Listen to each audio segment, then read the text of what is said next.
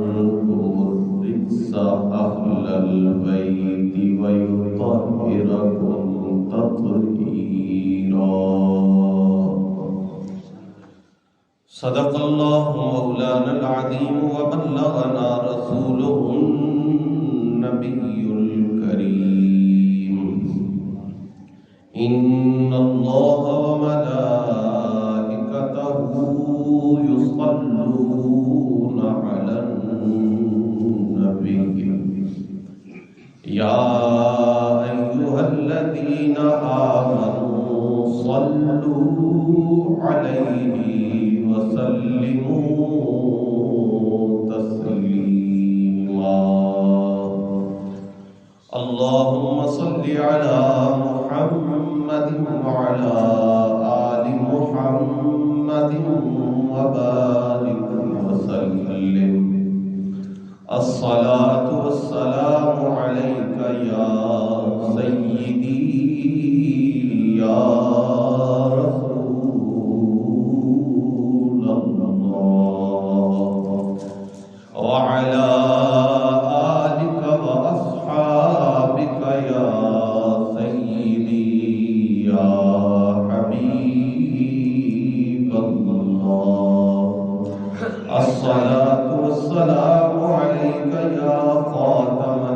النبيين وعلى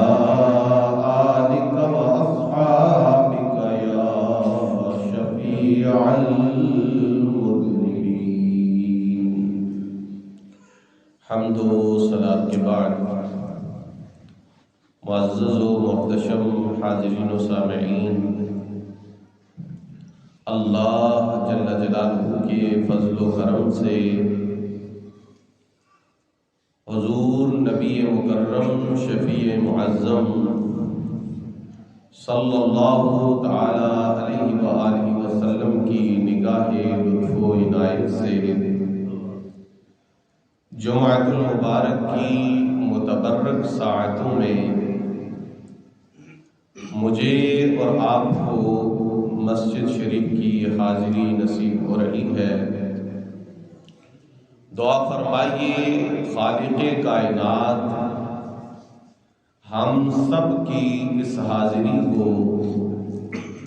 اپنی پاک بارگاہ میں شرف قبولیت عطا فرمائے. سامعین ذی احتشام، آج کی گفتگو کی نسبت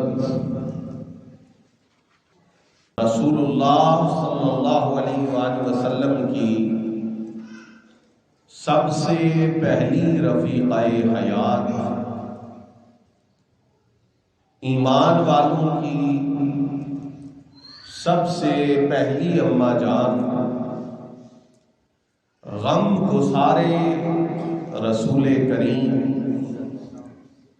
اپنا مال اپنی جذبہ ایثار کی بدولت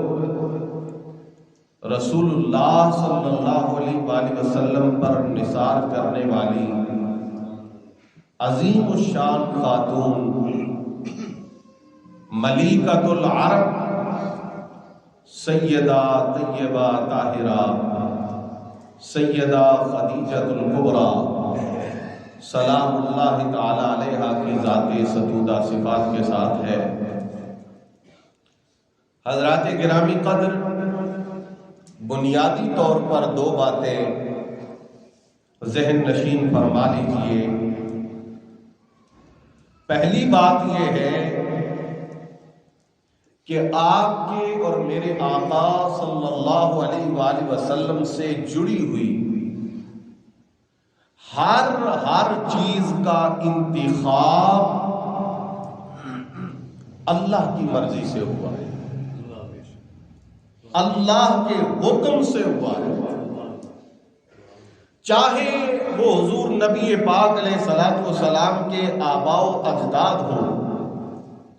حضرت سیدنا آدم علیہ السلام تک کتنے باپ کتنی مائیں اس لڑی کے اندر آئیں، ہر ایک کو میرے اللہ نے حضور کے آبا یا حضور کی امہات میں آنے کے لیے منتخب فرمایا؟ باقاعدہ انتخاب الہی ہے۔ حضور رحمت عالم صلی اللہ علیہ وآلہ وسلم کے والدین کریمین طیبین طاہرین انتخاب الہی ہے۔ میں صرف اشارہ کر رہا ہوں کہ حضرت عبد المطلب نے جو نظر مانی تھی اس کے نتیجہ میں جناب عبداللہ کی قربانی دینا ان پر لازم ہوئی تھی۔ پھر وہ کیا قصہ ہوا، اونٹ لائے گئے، ان کو ذبح کیا گیا، ان کی قربانی جناب عبداللہ کی جگہ آئی، یہ سب انتظام خداوندی ہے، وگرنہ وہ ذبح بھی ہو سکتے تھے، ان کی قربانی بھی دی جا سکتی تھی، چونکہ منت یہ مانی تھی، لیکن 100 اونٹ اس کی جگہ لانا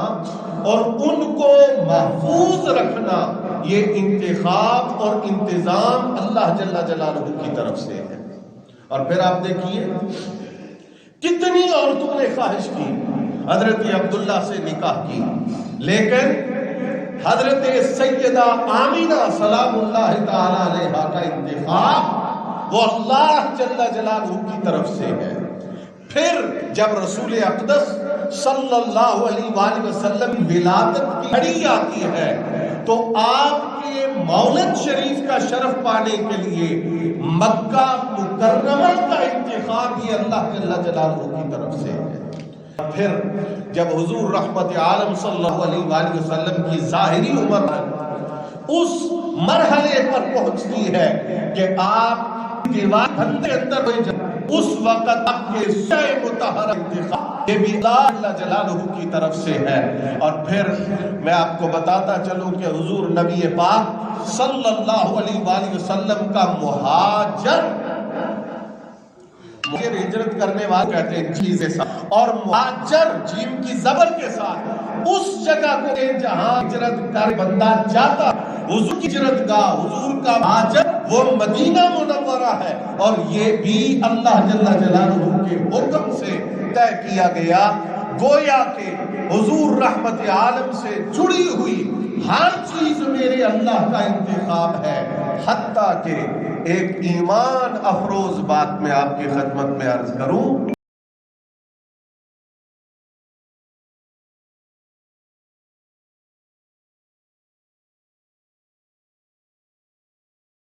رسول پاک کی امت بنانے کے لیے بھی اللہ نے منتخب کیا ہے۔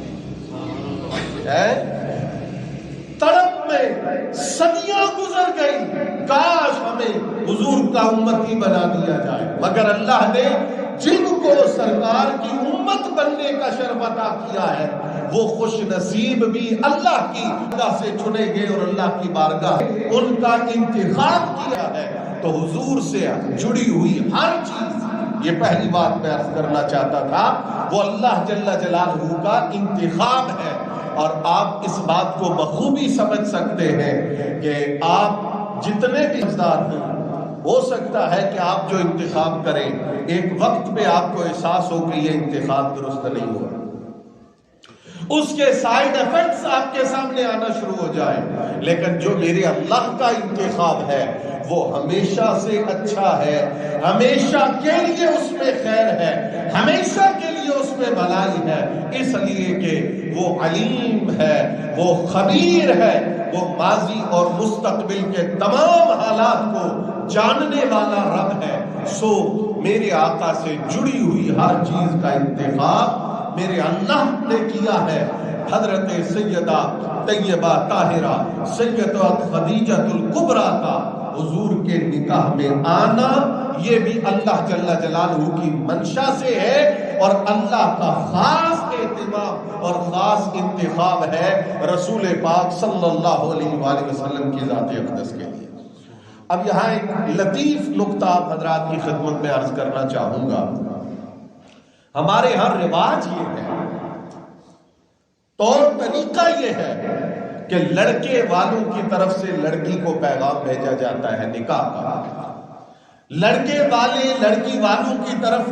پیغام نکاح بھیجتے ہیں کہ جی ہم اپنے بچے کی، اپنے بیٹے کی، اپنے نور نظر کی، اپنے لختے جگر کی شادی آپ کی بیٹی سے کرنا چاہتے ہیں۔ لیکن سرکار دو عالم کی طرف پیغام نکاح حضرت سیدہ خدیجہ الکبریٰ کی طرف سے آئے۔ وجہ کیا ہے؟ سبب کیا ہے؟ بھائی میں آپ کائنات کا ہر بندہ مومن وہ طالب ہے اپنے رب کے جلووں کا، اپنے رب کی ملاقات کا، اپنے رب کے دیدار کا، پر جب باری جناب مصطفیٰ کی آتی ہے کوہ طور پہ نہیں بلایا جاتا، جبریل امین کو بھیجا جاتا ہے، جاؤ میرا پیغام لے کے جاؤ اور میرے محبوب کو بلا کے عرشوں پہ لاؤ۔ یہ محبوب ایسا نرالا ہے، یہ محبوب ایسی شان والا ہے کہ جو کسی کو پیغام نہیں بھیجتا، رب کی طرف سے ملاقات کا پیغام بھی ان کی طرف آتا ہے، اور سیدہ خدیجہ الکبریٰ کی طرف سے نکاح کا پیغام بھی حضور کی محبوبیت اور حضور کی عظمت کے پیش نظر سرکار کی ذات کی طرف بھیجا جاتا ہے۔ دوسری بات یہ ہے کہ حضور رحمت عالم صلی اللہ تعالی علیہ وآلہ وسلم کی رفاقت میں، حضور رحمت عالم صلی اللہ علیہ وآلہ وسلم کی معیت میں آ کر حضور کے معجزات کو دیکھنا، حضور رحمت عالم کے کمالات کو دیکھنا، حضور رحمت عالم کی شانوں کو دیکھنا، اور اس کے بعد اس بات کا اعلان کرنا، تصدیق کرنا کہ آپ کے اندر وہ خصائص، وہ اوصاف پائے جاتے ہیں جو ایک نبی کے اندر ہونے چاہیے، اس کی حیثیت اعلان نبوت کے بعد بھی بہت بلند ہے۔ مگر آپ وہ زمانہ دیکھیں کہ ابھی رسول اقدس صلی اللہ علیہ وآلہ وسلم نے اعلان نبوت نہیں فرمایا، پر جو عقیدت ایک نبی کے ساتھ ہوتی ہے، ایک رسول کے ساتھ ہوتی ہے، اللہ کے فرشتہ کے ساتھ ہوتی ہے، اعلان نبوت سے پہلے حضور کی ذات کے ساتھ اس عقیدت سے پیش آنے والی تنہا ایک ذات ہے جنہیں سیدہ خدیجہ الکبریٰ کہا جاتا ہے۔ تو حضرات گرامی قدر، ام المومنین سیدہ خدیجہ الکبریٰ سلام اللہ تعالی علیہا کا مقام، عزت اور عظمت بہت بلند اور بہت بالا اور بہت منفرد ہے، اور اس بات کو یاد رکھیں، حضور کی ذات تو ہمارے لیے اسوہ حسنہ ہے ہی، جیسا کہ سرکار کی ذات پاک کے اندر یہ کتنی بڑی تعلیم ہے کہ آپ کی ابھی شادی نہیں ہوئی، سرکار نے کئی شادیاں فرمائی ہیں، اگر دوسری شادی کسی بیوہ عورت سے ہو، تیسری شادی کسی مطلقہ عورت سے ہو، تو یہ بات سمجھ آتی ہے، چلو شادی مرد کی بھی دوسری ہے تو عورت کی بھی دوسری ہو گئی، برابر ہو گیا معاملہ، لیکن حضور کی پہلی شادی ہے اور حضرت خدیجہ الکبریٰ کی پہلی شادی نہیں ہے، آپ بیوہ ہیں اور حضور پہلی شادی فرما رہے ہیں، یہ امت کو بتایا جا رہا ہے، اسوہ ہے، نمونہ ہے کہ یہ غلط فہمی ہے کہ اگر اس کو طلاق ہوئی ہے، اگر اس کا خاوند دنیا سے گیا ہے، پتہ نہیں اس کے اندر کون سی خرابی ہے، کون سا نقص ہے، کون سی کمزوری ہے۔ میرے آقا صلی اللہ علیہ وآلہ وسلم نے اپنے عمل سے یہ ثابت کیا، ہو سکتا ہے کہ بیوہ ہو سکتا ہے کہ مطلقہ ہو، مگر وہ کائنات کی سب سے بہترین خاتون ہو۔ یہ نہ سوچو کہ بھائی اس کی دوسری شادی ہے تو کوئی مسئلہ تو ہوگا، کوئی وجہ تو ہوگی، کوئی سبب تو ہوگا، فرمایا پہلے سے شادی شدہ ہے، پر میں ان کے ساتھ نکاح کر کے کائنات کو بتا رہا ہوں کہ کائنات کی عظیم ترین ہستیوں کے اندر، عظیم ترین خواتین کے اندر میری اس زوجہ سیدہ خدیجہ الکبریٰ کا شمار ہوتا ہے۔ اور پھر کیا کہنے، حضرت خدیجہ نے حضور کے اس فیصلے کو نبھایا کیسے ہے؟ ایک تو یہ ہے نا کہ لقد کان لکم فی رسول اللہ اسوۃ حسنہ، حضور نے شادی کر کے ہمیں سمجھایا کہ بیوہ سے شادی کی جا سکتی ہے۔ اور دوسری بات یہ ہے کہ سیدہ خدیجہ نے اس شادی کو نبھا کر بتایا کہ دیکھو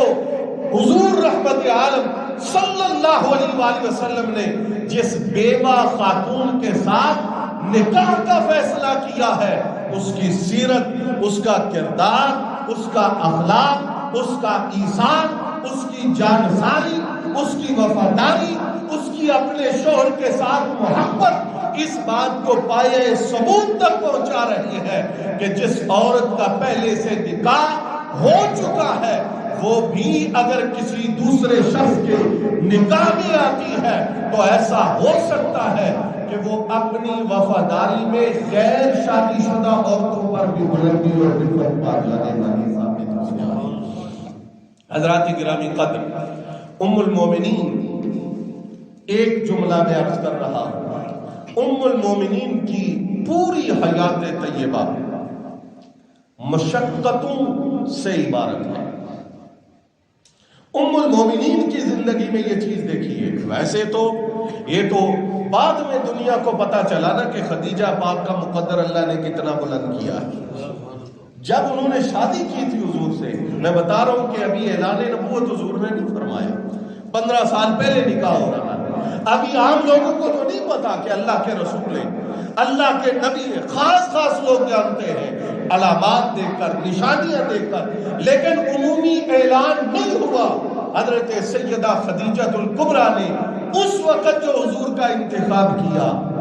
پیسہ دیکھ کر نہیں کیا، کردار اور سیرت دیکھ کر کیا۔ یہ بچیوں کے لیے نمونہ ہے، یہ بچیوں کے لیے قابل تقلید عمل ہے۔ یہ نہ دیکھو کہ لڑکے کے پاس پیسہ کتنا ہے، دولت کتنی ہے، مال کتنا ہے،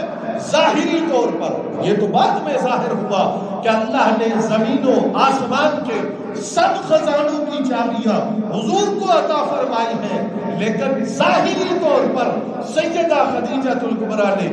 مال نہیں دیکھا، حضور کی سیرت اور حضور کا کردار دیکھا۔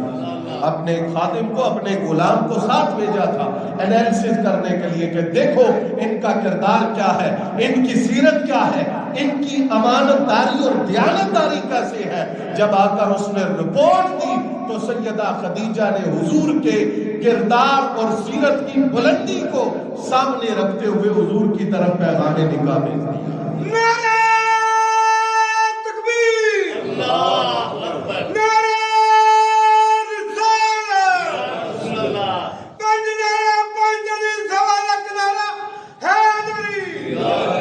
حضرات گرامی قدر، سرور عالم صلی اللہ علیہ وآلہ وسلم کی رفیقہ حیات سیدہ خدیجہ الکبریٰ کی پوری حیات طیبہ مشقت سے عبارت ہے، اور اس میں یہ خوشخبری ہے ان عورتوں کے لیے، ان خواتین کے لیے جو اپنے خاوند کے ساتھ وفاداری کرتے ہوئے کسی مشکل سے گزرے، مشقت سے گزرے، پریشانی سے گزرے، ان کے لیے انعام بہت بڑا ہے۔ ان کے لیے اللہ کی بارگاہ میں اکرام بہت زیادہ ہے۔ حدیث پاک سنیے، حضرت سیدنا ابو ہریرہ رضی اللہ تعالی عنہ نے ارشاد فرمایا، قال اتا جبریل النبی صلی اللہ علیہ وآلہ وسلم، حضرت سیدنا جبریل امین حضور نبی پاک صلی اللہ علیہ وآلہ وسلم کی بارگاہ اقدس میں حاضر ہوئے۔ اب یہ انسان کی عقل یہاں پر دنگ رہ جاتی ہے۔ جو لوگ حاضر ہوتے ہیں مکہ شریف، مدینہ شریف حاضری کے لیے، ہم جیسے جوان بھی ہمت نہیں کرتے، اگر ایک دفعہ غار ثور پہ چلے جائیں تو کہتے بڑی ہمت کی ہے۔ آپ ایک لمحے کے لیے سوچئے تو صحیح، حضرت خدیجہ الکبریٰ کی عظمت کیا ہے، شان کیا ہے کہ حضور رحمت عالم غار حرا جائیں۔ آج ہم غار ثور جائیں، غار حرا جائیں، تھکاوٹ محسوس کرتے ہیں، ایک دفعہ جائیں کہتے ہیں بڑا کمال کیا، اتنی بلندی پہ پہنچ گئے، لیکن حضور غار حرا عبادت کے لیے تشریف لے کر جاتے ہیں، اور سرکار کی خدمت کے لیے اس زمانے میں، اس مشکل ترین دور میں مکہ شریف میں حرم پاک کے قریب سے کھانے اور پینے کی چیزیں لے کر روزانہ کی بنیاد پر سیدہ خدیجہ حضور کی خدمت میں حاضر ہوتی ہیں۔ اندازہ لگائیے، فرمائے اس عالم میں کہ یہ جا رہی تھی، رستے میں تھی، حضرت جبریل حضور کی بارگاہ میں آئے، فقال یا رسول اللہ ہذہ خدیجہ، عرض کیا سرکار خدیجہ چلی چلی آ رہی ہیں آپ کی طرف، آپ کی بارگاہ میں حاضر ہو رہی ہیں، قد اتت معها اناء فیہ ادام و طعام، جو جب آپ کی بارگاہ میں حاضر ہوں گی تو کھانے پینے کی کچھ چیزیں لے کر حاضر ہوں گی، فَإِذَا أَتَتْكَ فَقْرَ عَلَيْهَا السَّلَامَ مِن رَبِّهَا وَمِنِّي، یا رسول اللہ جب خدیجہ آ جائیں تو انہیں اپنے رب کا سلام بھی کہنا اور میرا سلام بھی کہنا۔ دیکھئے حضور کے نکاح میں تو وہ پہلے ہیں، سرکار کا سلام تو انہیں صبح و شام ملتا ہے، اور پھر یہ شام کہ ساری ملائکہ کا سردار حضرت سیدنا جبریل امین بھی انہیں سلام پیش کر رہے ہیں، اور اس سے بڑھ کر خود رب العالمین رب ذوالجلال حضرت سیدہ خدیجہ الکبریٰ کو اپنی بارگاہ سے سلام کا تحفہ عطا فرمایا۔ پھر فرمایا وَبَشِّرْهَا بِبَيْتٍ فِي الْجَنَّةِ۔ اب یہ بات میں عرض کروں، سرکار کے صحابہ کرام میں رضوان اللہ علیہم اجمعین جو سب سے اعلیٰ درجے کے صحابہ ہیں نا، جو سب سے ٹاپ پہ ہیں، یہ عشرہ مبشرہ ہے، جماعت، پوری جماعت، وہ 10 صحابی جن کو سرکار نے اس دنیا میں جنت کی بشارت دی۔ لیکن یہ بات، یہ حدیث سن لیجئے، ابھی تک عشرہ مبشرہ میں سے ایک کو بھی سرکار دو عالم نے جنت کی بشارت نہیں سنائی تھی جب اللہ کی طرف سے حضرت جبریل امین سیدہ خدیجہ الکبریٰ کے لیے جنت کی بشارت لے کے آ رہے ہیں۔ کیا عظمت ہے، کیا شان ہے۔ فرمایا بِبَيْتٍ فِي الْجَنَّةِ، صرف جنت میں داخل نہیں ہوگی بلکہ جنت میں ان کا ایک محل ہے، من قصب، اور وہ جنت کا محل جنت کے کانوں سے بنا ہوا ہے، جس کو آپ بانس کہتے ہیں، لیکن جنت کی مٹی یہ دنیا کی مٹی جیسی نہیں ہوگی، وہ مٹی نورانی مٹی ہوگی۔ جنت کے اندر لکڑیاں دنیا کی لکڑیوں جیسی نہیں ہوگی بلکہ یاقوت، مرجان اور ایسے پتھر جو اس دنیا میں کسی نے اپنی آنکھوں سے دیکھے نہیں ہیں، ان کا مرکب وہ لکڑیاں ہوں گی۔ فرمایا اس عظمت والی، شان والی، گران قیمت متبرک لکڑی سے بنا ہوا محل حضرت خدیجہ کے لیے ہے۔ فرمایا لا صخب فیہ ولا نصب، یہ جملہ سنیے، انعام کیا ہے۔ فرمایا خدیجہ کے محل میں نہ تو کوئی شور ہوگا کہ جو انہیں ڈسٹرب کرے۔ اس دنیا میں کافر حضور کو جتنی باتیں کرتے، حضور جب گھر تشریف لاتے تو آپ کے دروازے پر استقبال کے لیے سیدہ خدیجہ موجود ہوتی۔ پھر جب سرکار ان سے باتیں شیئر کرتے، فلاں کافر نے آج یہ کہا، فلاں نے یہ بدتمیزی کی، فلاں نے یہ طعنہ دیا ہے، ساری باتوں کو سنتی، ان کا بوجھ اپنے دل پہ محسوس کرنے کے باوجود، عام روٹین میں کیا ہوتا ہے، مرد باتیں عورت کو نہیں بتاتے، یہ کم حوصلہ ہے، یہ کم ہمت ہے، یہ جلدی پریشان ہو جائے گی، بڑے بڑے کام ہوتے ہیں، مرد ان سے پوچھے بغیر، بتائے بغیر کرنے کے بعد ان کو خوشخبری سناتے ہیں۔ پر سیدہ خدیجہ کو اللہ نے دل کیسا دیا ہے، حوصلہ کیسا دیا ہے، ہمت کیسی دی ہے کہ سارے کافروں کی دکھ دینے والی باتیں جب حضور سیدہ خدیجہ کو سنا لیتے تو اطمینان اور محبت بری ہوائیں حضرت خدیجہ کی ذات سے حضور کو پہنچا کرتی۔ وہ پیار والے جملے، وہ محبت اور دھارس بندانے والے الفاظ سیدہ خدیجہ الکبریٰ ادا کرتی۔ میرے مصطفیٰ نے فرمایا مجھے جبریل نے آ کے یہ خبر دی ہے کہ اللہ نے حضرت خدیجہ کے لیے جنت میں وہ محل تیار کیا ہے جہاں کوئی بات ایسی نہیں ہوگی جو خدیجہ کی طبیعت میں ناگوار گزرے۔ پرسکون گھر کا وعدہ اللہ نے ان سے کر رکھا ہے۔ ولا نصبا، فرمائے یہاں دنیا میں تو بڑی مشقت برداشت کی ہے، لیکن وہ گھر ایسا ہوگا جس میں کوئی مشقت نہیں ہوگی، کوئی تاب نہیں ہوگا، کوئی تکلیف دے کام نہیں کرنا پڑے گا۔ یہ صلہ ہے حضور کے ساتھ وفاؤں کا، یہ صلہ ہے حضور کے ساتھ محبتوں کا، یہ صلہ ہے نبی پاک علیہ السلام کے ساتھ عقیدت کا۔ ام المومنین سیدہ عائشہ صدیقہ رضی اللہ تعالیٰ عنہ فرماتی ہے ما غرت علی احد من نساء النبی صلی اللہ علیہ وآلہ وسلم ما غرت علی خدیجہ،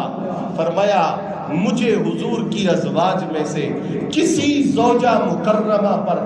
اتنا رشک نہیں آتا تھا جتنا کہ حضرت خدیجہ الکبریٰ پر آتا تھا۔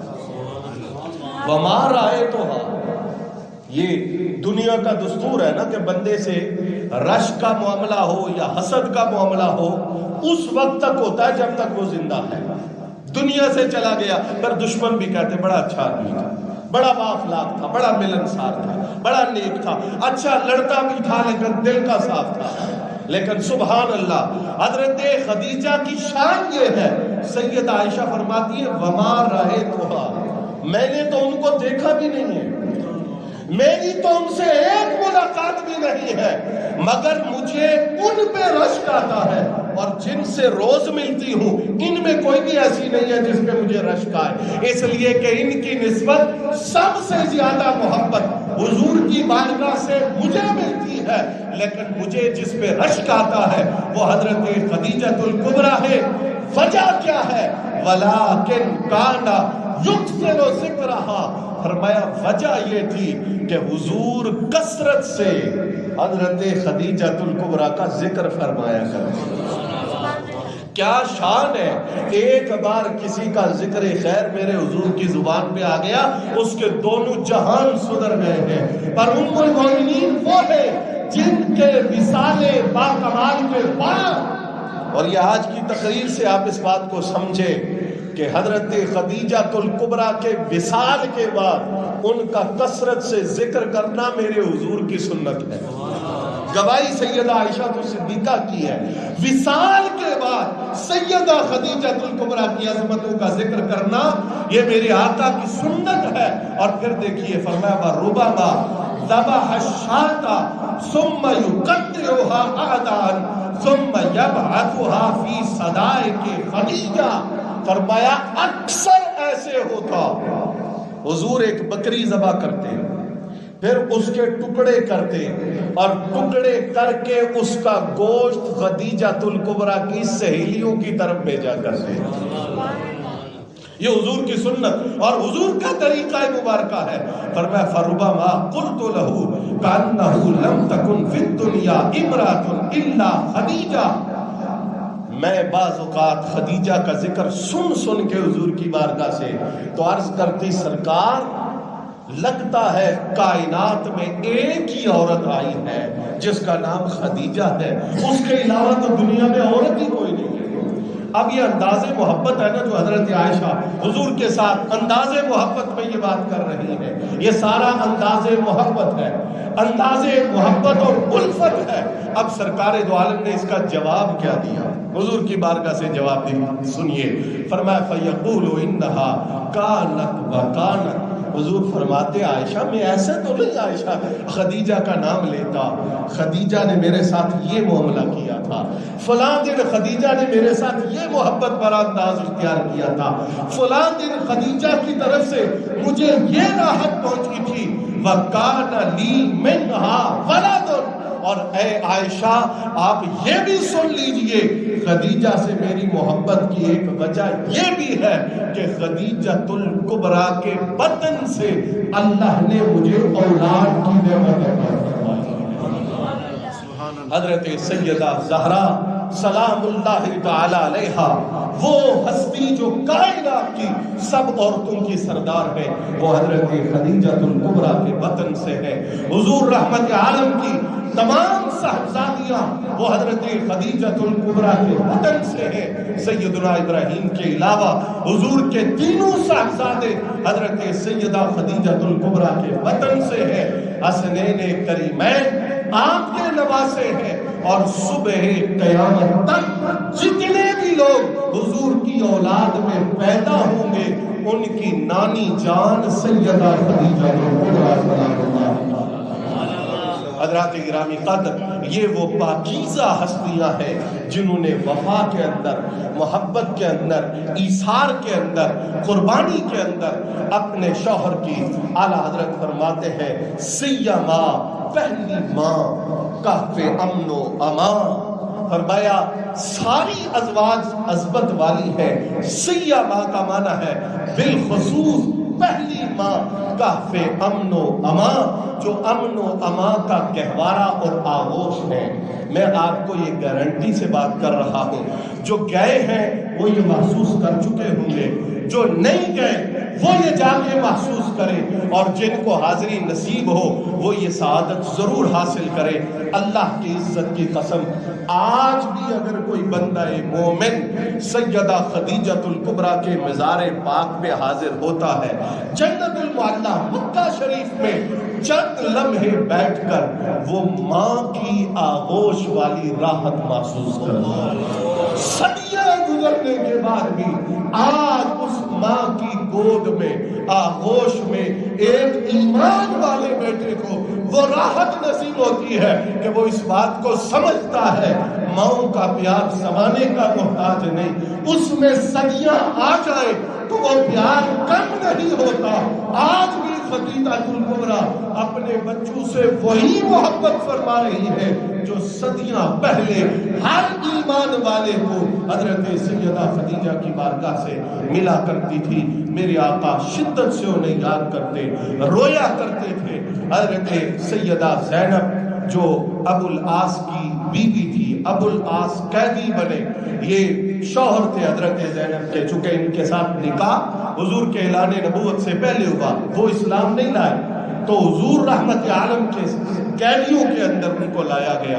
اور ان سے کہا گیا کہ فدیہ دے دو اور فدیہ دے کر آزاد ہو جاؤ۔ انہوں نے اپنی زوجہ حضور کی صاحبزادی حضرت زینب کی طرف پیغام بھیجا کہ فدیہ دینا ہے، کچھ نہیں ہے میرے پاس۔ انہوں نے اپنا ہار گلے سے اتارا اور اپنے خامد کو بھیجا۔ اب جب وہ خامد کے ذریعے حضور تک پہنچا اور سرکار نے اس کو دیکھا تو حضور پر رقت طاری ہو گئی، حضور اتنا روئے کہ صحابہ کرام آپ کا گریہ دیکھ کر رونا شروع ہو گئے۔ سرکار نے فرمایا یہ وہ ہار ہے جو زینب کو اس کی ماں خدیجہ نے دیا تھا۔ اور پھر حضور نے صحابہ سے فرمایا اگر تم اجازت دو تو میں یہ ہار اس اپنی بیٹی تک واپس پہنچاؤں کہ ماں کی نشانی ہے، خدیجہ کی نشانی ہے، اور فدیہ کے لیے یہ 10 لوگوں کو تعلیم دے دے، 10 لوگوں کو لکھنا سکھا دے، 10 لوگوں کو پڑھنا سکھا دے۔ صحابہ کرام نے کہا حضور آپ کے فیصلے پہ ہماری جان قربان ہے۔ ام المومنین سیدہ خدیجۃ الکبریٰ سے عقیدت یہ قیامت تک پیدا ہونے والے ہر مومن پر فرض ہے، اس لیے کہ اسلام کا وہ زمانہ جس زمانے میں اسلام کو سب سے زیادہ قربانیوں کی ضرورت تھی، اس زمانے میں اپنی طرف سے ہر قسم کی قربانی سیدہ نے حضور کی ذات اقدس کے لیے پیش فرمائی ہے۔ رب قدوس ان پاکیزہ صفت خواتین اور عظمت معاب ہستیوں کے فیض سے ہمیں اور ہماری آنے والی نسلوں کو حظ وافر عطا فرمائے۔